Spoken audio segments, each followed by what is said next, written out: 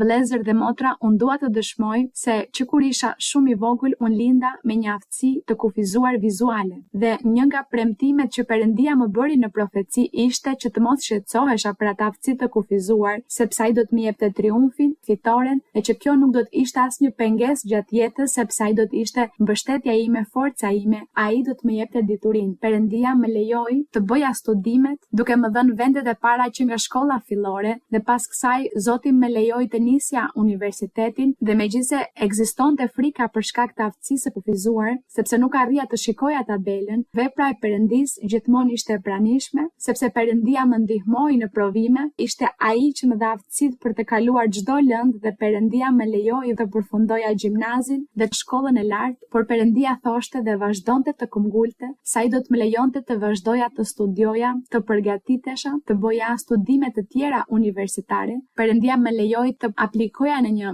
bursë ku aplikojnë persona nga gjithë Amerika Latine dhe mirësia e Perëndisë u vu në pa vëllezër, sepse Perëndia më lejoi të fitoja këtë bursë për të studiuar në një vend jashtë shtetit. Më çoi atje, më lejoi të bëja një master në të cilin Perëndia bëri sërish të shëndri fjala e tij, sepse më lejoi të mbaroja temën e masterit me vlerësimin më të lartë dhe ky për mua vëllezër ishte një gëzim i madh, sepse edhe kur mjekët thoshin që kisha 6 patologji në pjesën e syve dhe se aftësia ime e kufizuar ishte e tillë që unë të mbetesha i verbër, Perëndia po bënte veprën e tij dhe nuk ka lejuar që të mbetem i verbër, por edhe pse mjekët thonë se sytë e mi do të mbeten në errësirë, Perëndia është ai që ditë pas dite dhe siç më ka thënë në profeci, pak nga pak do të vazhdonte të më rikthente shikimin dhe që nga vegjelia vëllezër nuk ka lejuar që të mbetem i verbër dhe më ka mbështetur në studime. Në fund të masterit, Perëndia më thoshte dhe do vazhdosh të përgatitesh dhe më lejoi në atë vend ku jetoja të aplikoja për një bursë për të bërë doktoraturën, gjë e cila ishte shumë e ndërlikuar sepse kriteret që kërkoheshin në atë vend ishin shumë të larta dhe unë nuk i plotësoja. Por Perëndia më thoshte, unë ta kam premtuar, unë do ta jap. Më lejoi të nisja doktoraturën, më siguroi një bursë për të përqendruar në studime siç ma kishte thënë paraprakisht në profeci, më lejoi të bëja doktoraturën time. Perëndia më ka ndihmuar të ecë përpara, më ka lejuar të jap mësim, të kem botime prej mëshirës dhe mbështetjes së tij, dhe kështu Perëndia më ka mbështetur. Disa ditë më parë, Perëndia më lejoi të përfundoj shkrimin e temës dhe brenda pak ditësh do të mbroj temën për të marrë titullin doktor, por kjo ka qenë për lavdinë dhe mirësinë e Perëndisë son. Siç e thash pak më parë, që kur linda me një aftësi të kufizuar, kisha 6 patologji dhe mjekët thoshin se në një moshë të re do të humbisja shikimin. Sot, pothuajse në moshën 30 vjeçare, nuk e kam humbur shikimin. Perëndia i ka ndaluar patologjit, i ka lënë në qetësi dhe ai më ka thënë se edhe pse mjekët thonë se do të humbas shikimin, nga ana tjetër fjala e Zotit vepron me fuqi dhe mbështetje të madhe. Çdo ditë shoh se si sytë e mi nuk errësohen dhe ai nuk lejon që të vi verbëria sepse fjala e tij është e bekuar dhe mrekullueshme.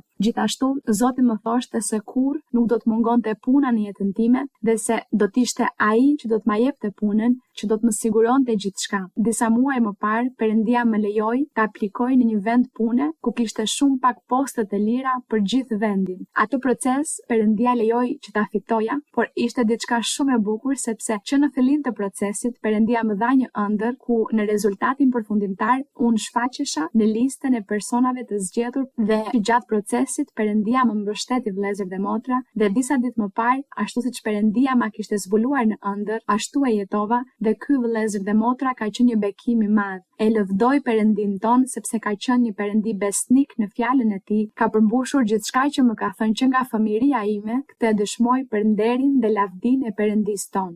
Dëshmoj për të dhënë nderin dhe lavdinë Perëndisë.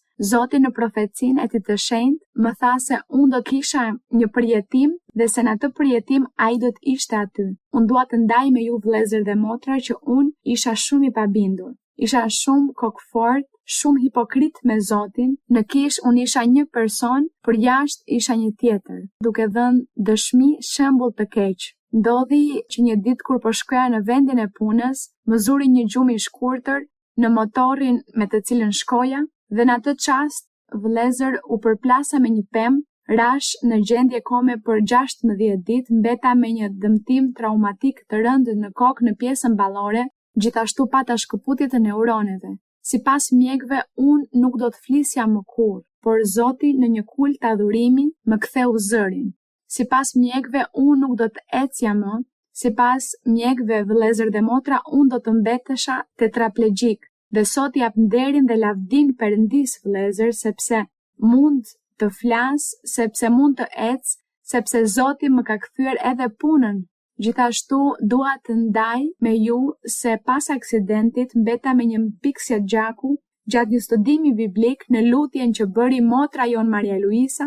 Pata një koll shumë të fortë dhe shkova në tualet dhe atë mpiksje gjaku e nxora nga goja. Po atë javë kisha për të çuar rezultatet e analizave që mjeku duhet i shikonte dhe mjeku u habit dhe më tha, unë nuk besoj në Zot, por këto gjëra më bojnë të kuptoj se ka një Perëndi. Truri yt është tërësisht i pastër dhe nuk ka mbetur asnjë shenjë. Dhe sot unë flas sepse Perëndia flet, Perëndia jeton, gjithë këtë e dëshmoj për t'i dhënë nderin dhe lavdin Perëndisë tonë.